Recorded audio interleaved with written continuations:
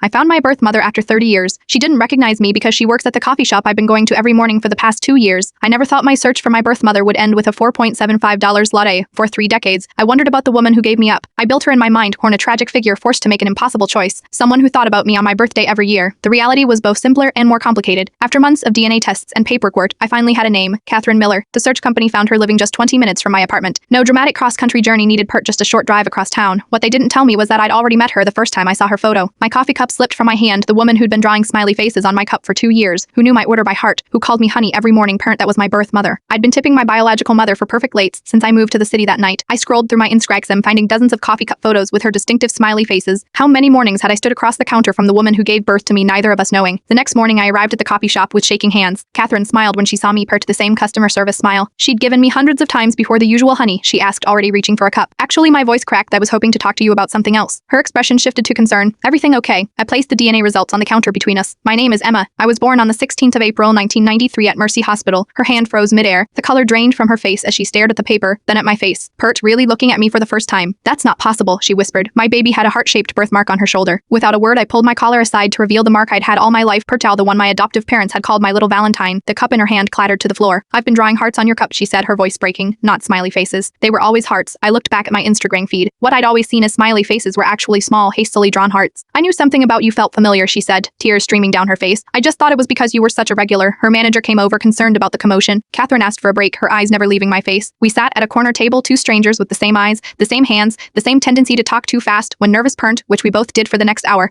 She hadn't been a teenager in trouble or a woman in crisis. She'd been a 26-year-old with cancer, told she wouldn't survive treatment if she continued the pregnancy. I chose to have you, then give you a family that could watch you grow up, she explained. The cancer came back 3 times, but I beat it each time. By then, the adoption was closed. They told me you were happy. I assured her. I am. She reached across the table, her fingers hovering just above mine. For 2 years, I've been making your coffee, wondering why I felt so protective of you, why I worried when you missed a morning. I took her hand. Maybe some part of me knew too. This was the only coffee shop I applied to when I moved here out of dozens in the city. As I left, she handed me my usual Lita. On the cup was a perfectly drawn heart print, no longer rushed or disguised as a smile. See you tomorrow? She asked, uncertainty in her voice. Same time. As always, I promised.